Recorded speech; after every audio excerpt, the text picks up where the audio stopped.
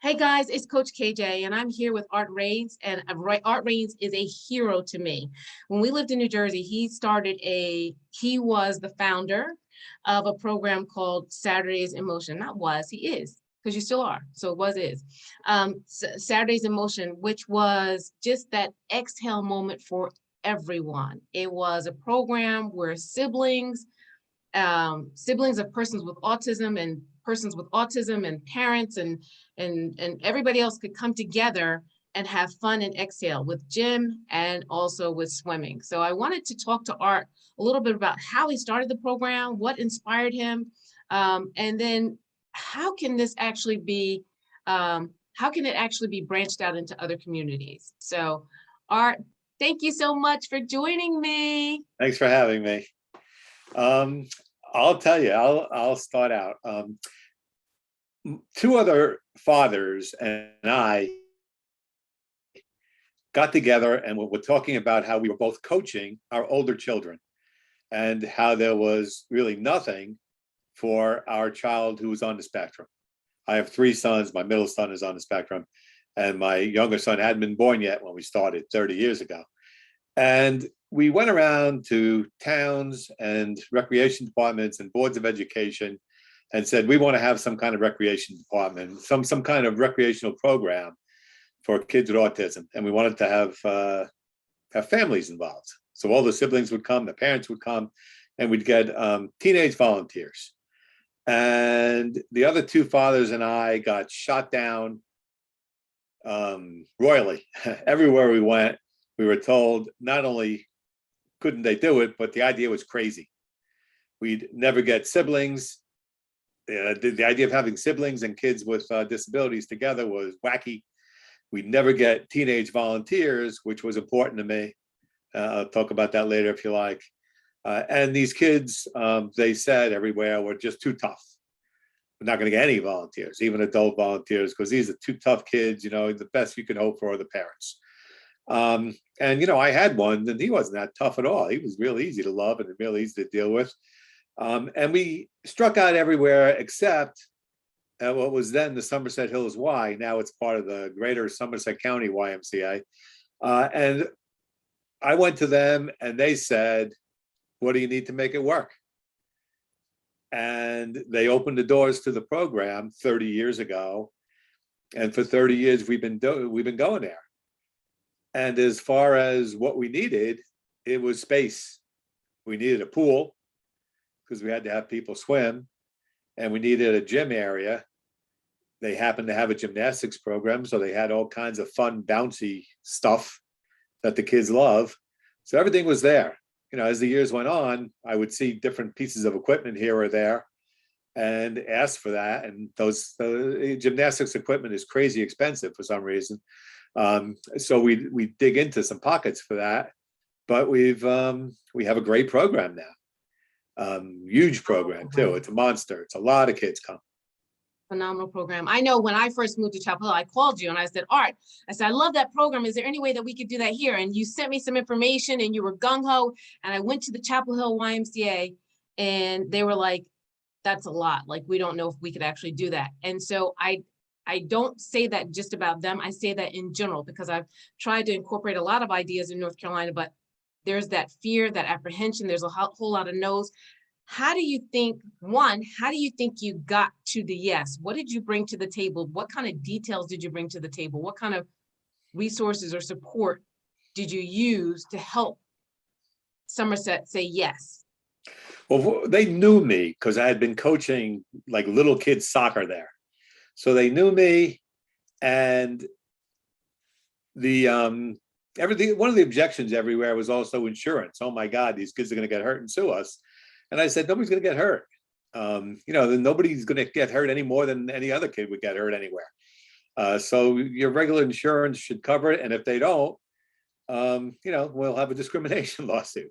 So insurance was an obstacle.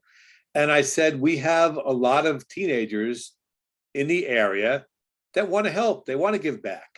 And you're supposed to be a Y. You're supposed to be concerned about youth development. Community. And the Y said, yes, we are. You're right. We're going to do it.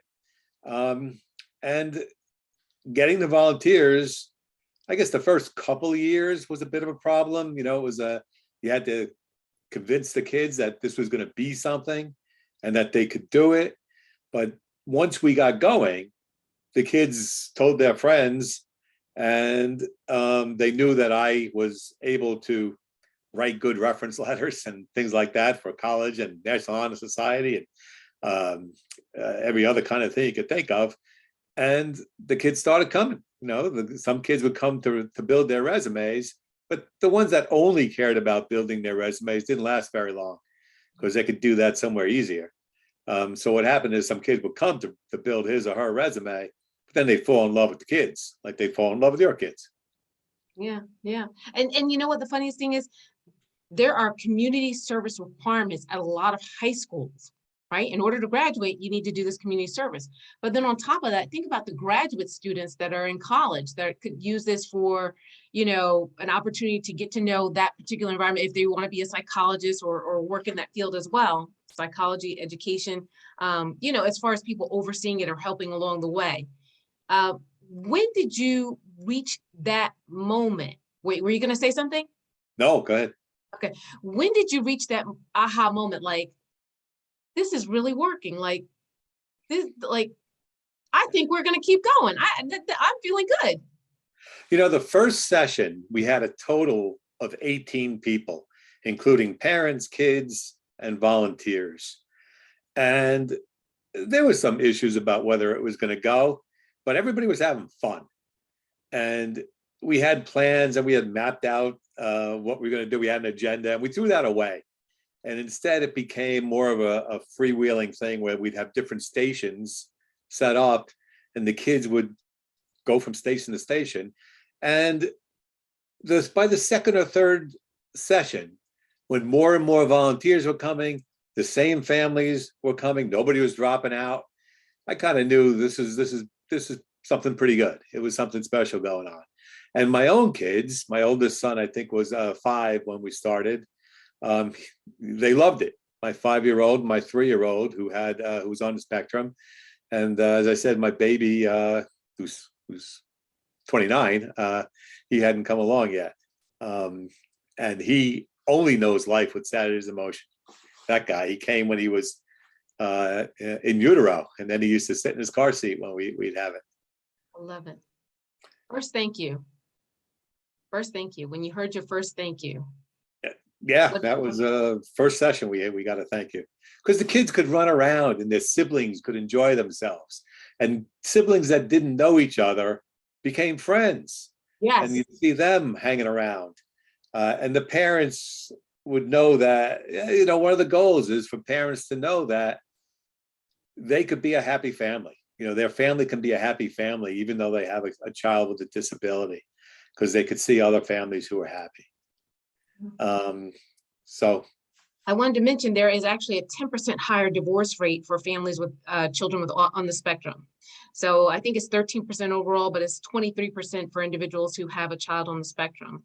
And then another common complaint or not common concern for families is finances. If a family is over $50,000 in debt, there's a 22% likelihood, or there's a 22% rate of divorce. So I'm sorry, there's a higher rate of divorce, 22%, right? 22% of divorces are based on finances. That's what I want to say. 22% of divorces are based on finances. The marker or the ticker is once a family gets $50,000 in debt. So the simple fact that you have a program that is free for the family, I mean, that's an excel and a right there, because of the cost of autism. Of raising a child with autism, the annual fees, the direct and indirect costs, you know, the diets, etc. When you were putting together this program, how did you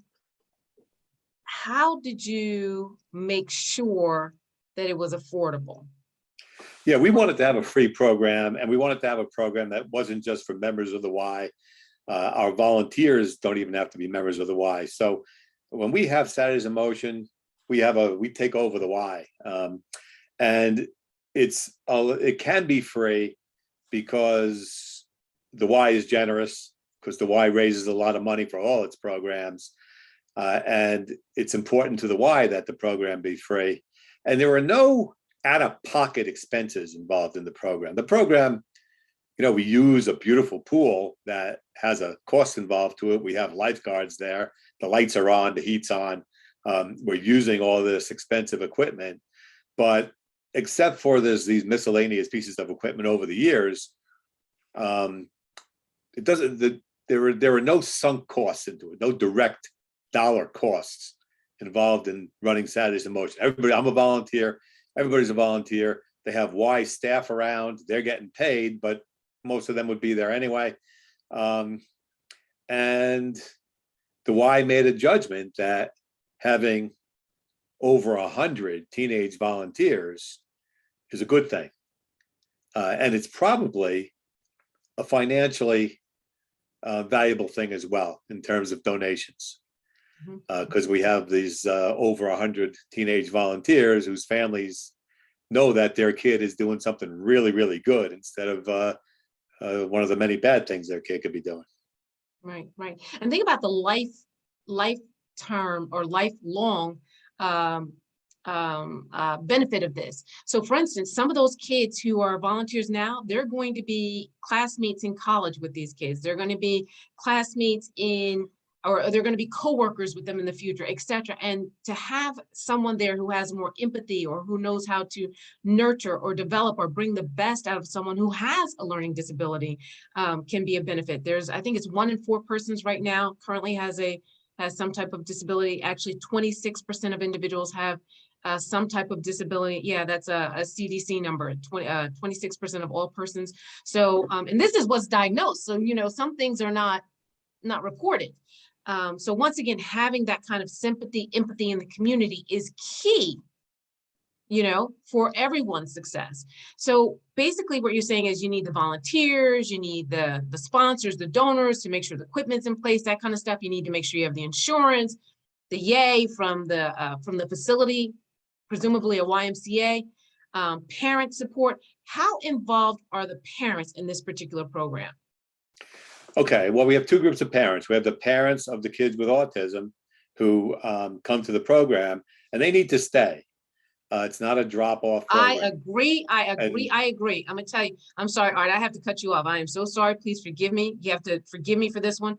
But Art, one of the things that drove me the craziest was when I used to work with a youth program, is that everybody just wanted to come drop off their kids for a babysitting program. And what happens is the parent and child don't build those fond memories together. Do you know what I mean? So well, this needs to be something that they can use later on. But go ahead, I'm sorry. Yeah. So the parents are there, they're involved. If the parents want to just, if a mother or a father is having a rough day and they just want to sit on the sideline talking to another parent who can empathize with them, fine. And if they want to hang with their kid and a volunteer, fine. It all works. We have a great group of parents, very diverse group from all around New Jersey. And they're all so grateful to our teenage volunteers.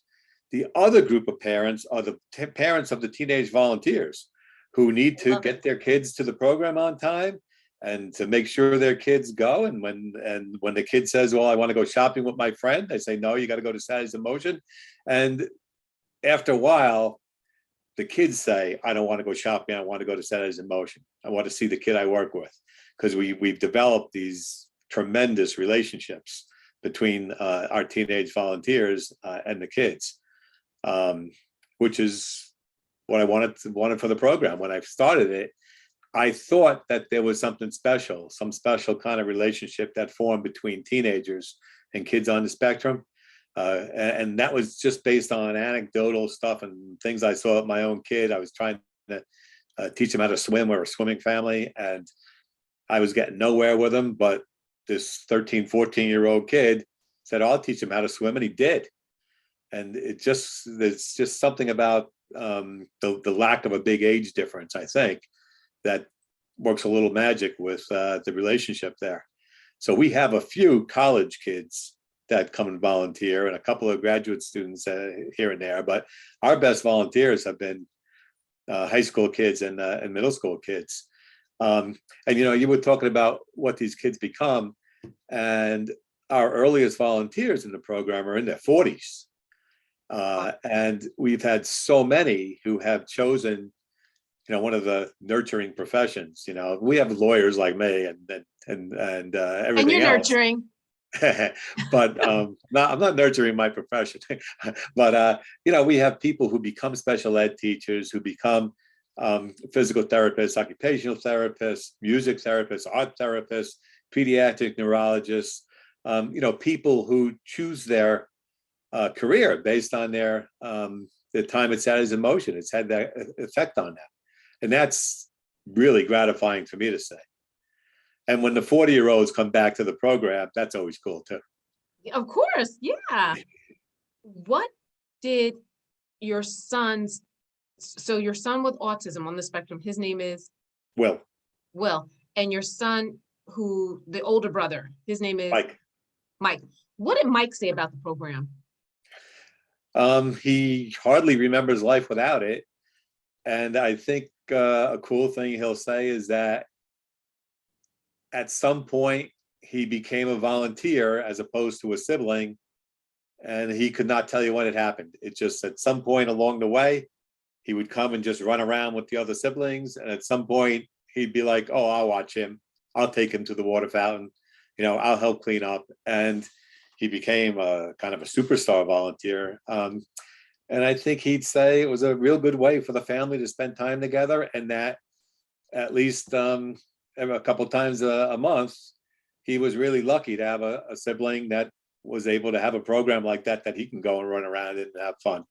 And after a while, when he became, say, 7th, 8th grade, all of his friends were volunteering. I would coach his soccer team, and the whole team would come over and volunteer. So, he made, and when he's around, he still comes to the program.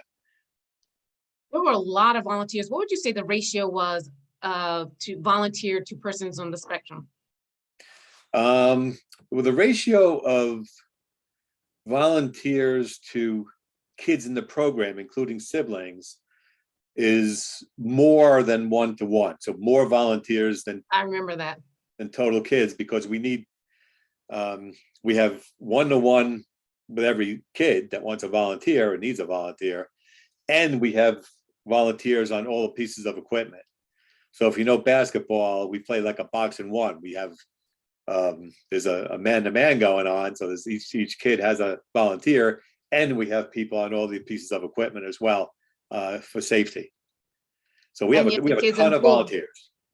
Yeah, we have a ton of volunteers. Yeah. How did you get the volunteers? Did you send a flyer out to the high schools? Did you ask the high schools or any colleges or anything like that to participate, or was it just purely word of mouth?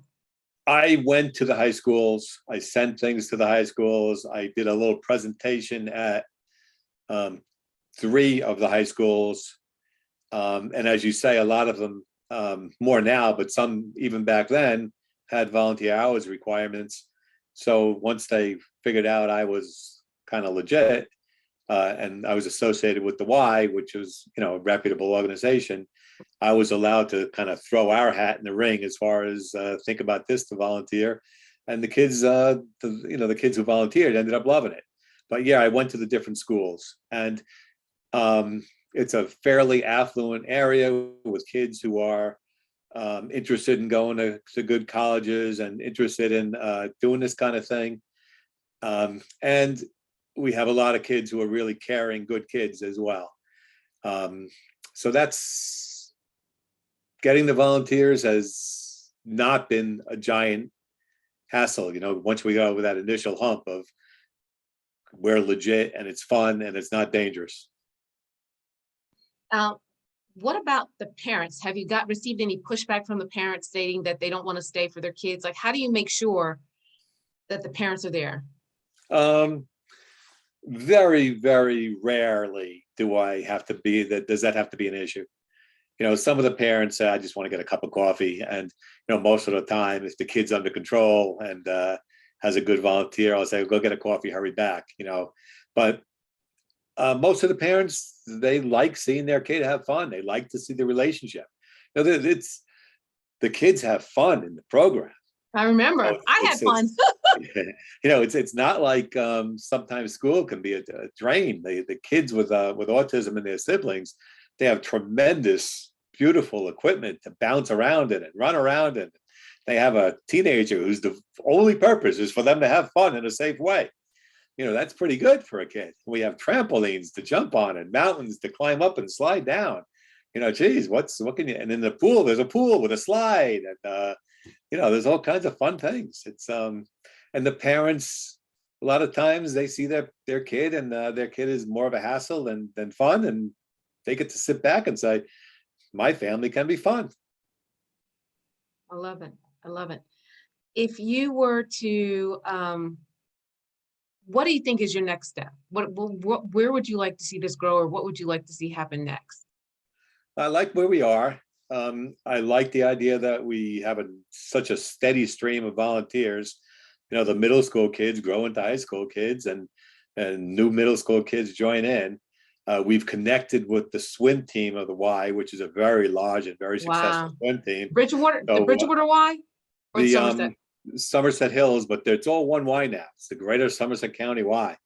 So they have one swim team with all these different branches. It's an outstanding swim team, and within the swim team, we have the reputation as, hey, come here, it's fun, and we have some of the best swimmers in the country who volunteer in the program. So where do I see us going? It'd be nice if we spread to otherwise. Some have tried, and some have been more or less successful, and folks from the Austin, Texas Y came up to see the program. That was kind of flattering. And then they started something down there. I think they called it Fridays in Motion. And some other Ys have come from different states, driving distance though. And it'd be nice if it spread. I'd like it to continue at our Y after I'm gone. I'm not going to last forever. So that's, as far as the program itself, we got a nice thing going. I'm always interested in seeing new ideas, and we do every year. We make little changes here or there that are all instigated by the kids. The kids come to me and say, I was thinking we do this and this, and sometimes it's not a good idea, but often it is a good idea, and we do it. Yeah, no, perfect. I think it is a phenomenal program. Once again, like I said, I think because it's so new for some people, and they're concerned about the behaviors and that. Oh, what about behaviors and outbursts? Do you face a lot of those? Yeah, fewer as the season goes on. When kids on the spectrum first come in, it's different. It's noisy. It's a very noisy area, so we get a lot of kids holding their ears. They get used to it, and by the second or third time they're there, they know what to expect. We sometimes have unanticipated tantrums, and our experienced volunteers will handle them as well as any therapist. They just know how to distract. They know how to anticipate it. So if they anticipate it, they distract before anything happens. If it just happens and they didn't anticipate it, they do whatever they can. They reach into their bag of tricks. We talk about this. We have an orientation. We had one phenomenal volunteer, a superstar, who is now at the Naval Academy, and she is a singer. She would lie down next to a kid's having a tantrum. She would just sing to him, and it worked every time. It was chemistry or something. But we have other kids who will get a ball, give it to the kid, get some other kind of piece of equipment, and we handle it. We get the parent involved if we have to. But by and large, my job is to match the kids with the volunteers. And again, in the first couple of sessions every year, I get surprised sometimes. I think a kid who might appear very docile fools me, and it turns out to be difficult. But I know which volunteers can handle the tougher kids. And sometimes we double up, sometimes we triple up. And very, very rarely, if a kid is very aggressive, we'll say, you gotta go. We'll talk about when you can come back. But that's happened and maybe 3 times in 30 years. You know, as I said, most of the kids are happy. This is a pretty fun place. We do the gym part first now. I don't remember how it was when you were there, but we do the gym part first, then the pool. So occasionally you got a kid who wants to go in the pool, you know, and they're just getting patient upstairs. And, you know, the idea is to just show them your watch, show them the clock, and just try to work with it. But, you know, that's not a big deal. But when we used to go there, you had it segmented so that like younger kids would go to, let's say, the pool first, and then after they went to the pool, then they would go to the gym, and the older kids would go to the gym first, and then they would go to the pool afterwards. Do you still do that segmentation by age? No, we can't or- do that. We all move as a group. It works better because of lifeguard issues. And in addition to the lifeguards we have outside the pool, probably 20 of our volunteers in the water with kids happen to be lifeguards. You can't rely on them to be lifeguards because they're watching a kid, but it doesn't hurt that they're lifeguards. You know, as you know, with all these statistics, drowning is the #1 cause of death with kids with autism, which is absolutely awful and unacceptable. So we do our best to teach. We've taught kids who can't talk. We've taught them how to swim, and kids who really can't do very much. You know, very I don't know if you still use the expression low functioning. I always hated the expression, but some pretty low functioning kids. You know, we've at least taught them how to reach for the wall if they fall into the water. And surprising how successful the kids can be in the water. Yeah. So I have 2 sons with autism, and part of the reason why we converse so much is because of your son Will and my son Jay. They were both really great swimmers, and Jay is a phenomenal swimmer thanks to your program. But my son Noah did not like to swim. He would just walk around the outside of the pool, but he loved watching the other kids play. Like he just got excited being in that very lively and positive environment. So you really were, you know, it was really and truly a benefit for them. And then of course my daughter, who's neurotypical, she would just get in and swim and talk to all the siblings, and you know, she was just having a blast, enjoying life. And you know, I didn't want to do the pool because I didn't want to get my hair wet, but but when it came to the exercise equipment, we were on the exercise equipment having a blast.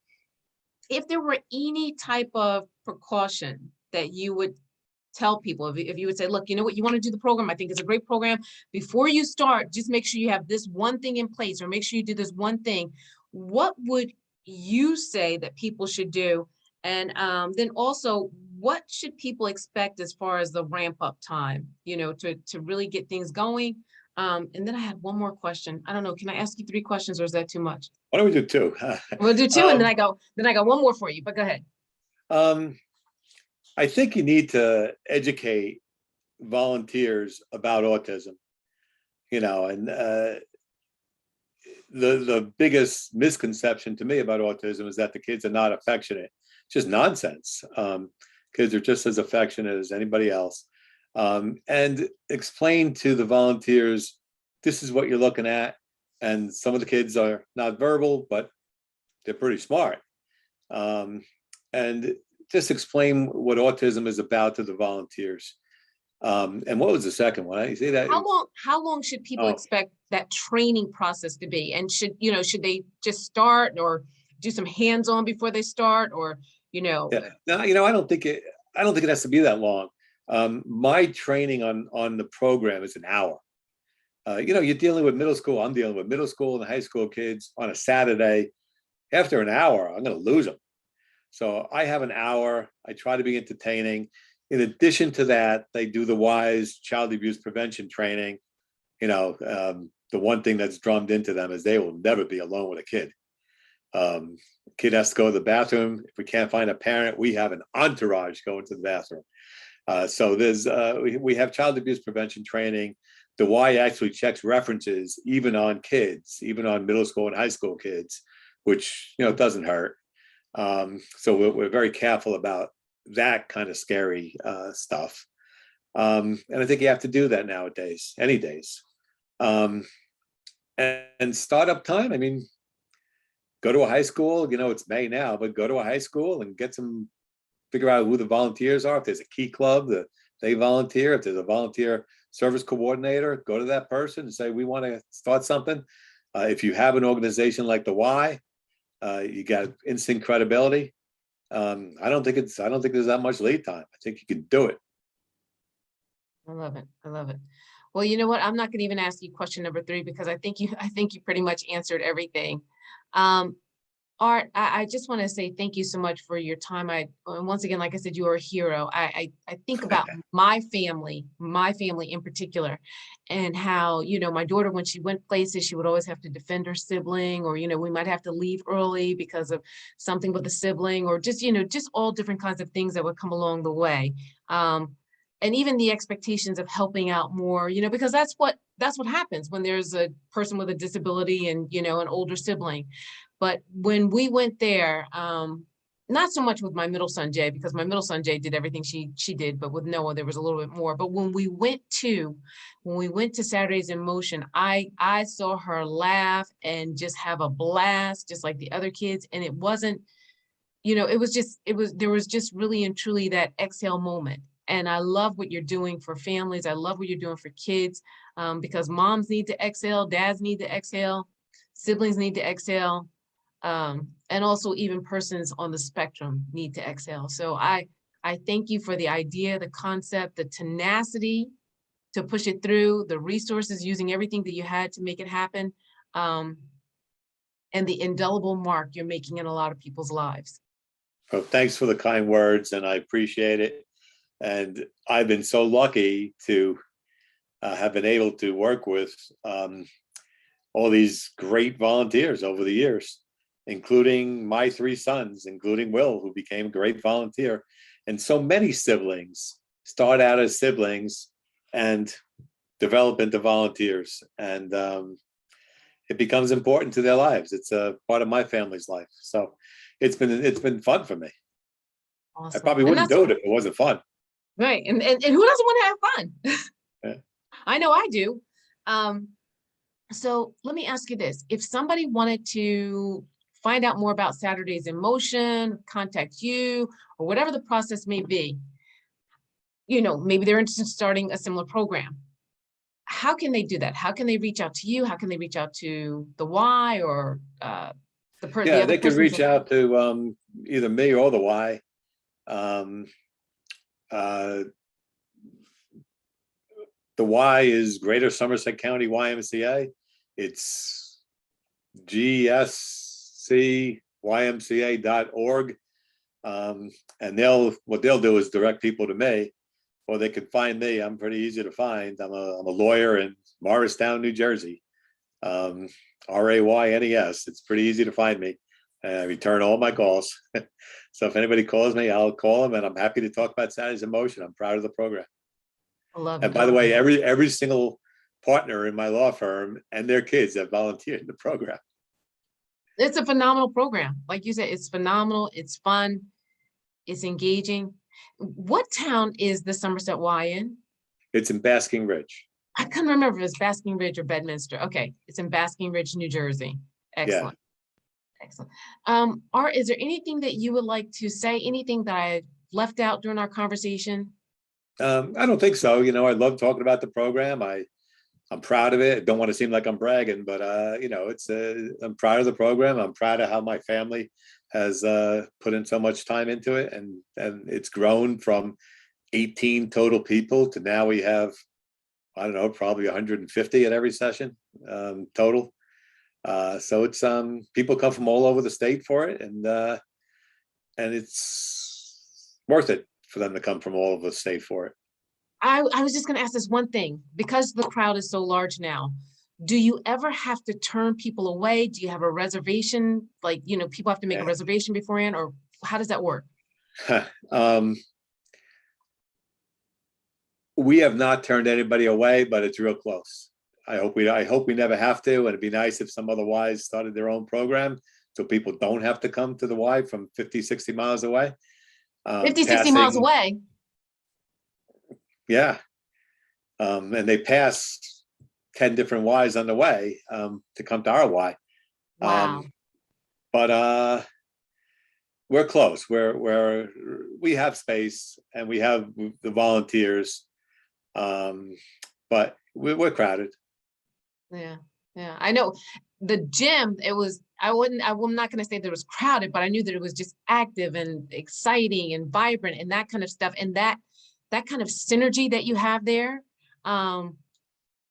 even if they start another one somewhere, it might take a little while to develop that kind of synergy. So that's why I was We asking, have fun. Yeah. It's a fun vibe. I think the volunteers really like it, and I could tell from before when the volunteers when they're done setting up all the equipment, and before the families come, the volunteers are just having fun. They're just being kids and having fun with each other, and crossing different kinds of groups, which is nice. The different cliques when it comes to the program, all the cliques work together. I saw I'm sure. I saw it. I saw, like you said, I saw just different people there. You could be somebody who was golf, you could be somebody who was an athlete, you could be somebody, just all different types of people coming together in one space. And the synergy, the sincerity, the commitment. I mean, congratulating my kids when they made it down the big slide, that big blue slide that you have. Oh, yeah. That you climb up and go down. Yeah. But you know what? I just want to say something. They congratulated Blake, they congratulated Jay, but they didn't congratulate me when I made when I made it down the slide. I need to go back and do it again. I'll congratulate you now. That's awesome that you did that. I want somebody to cheer me on, but yeah, like you said, it was just so. I say that to say, whatever your child's vibe is, or whatever the preference is, they could probably find it in the volunteers, because the volunteers are so diverse, and so. Yeah, and absolutely. So, Oh. well, Art, thank you so much for everything. Thank you for taking out time to speak with me, and sharing your phenomenal program, which will provide hope, which is needed, for families, especially with. Thank you for having me on, and let me know what's next. All right, you got it. I'll see you soon, because remember, I got to go down the blue slide, then you got to cheer me on. Absolutely. All right. Thanks again, Art. Thank you. Take care. Take care.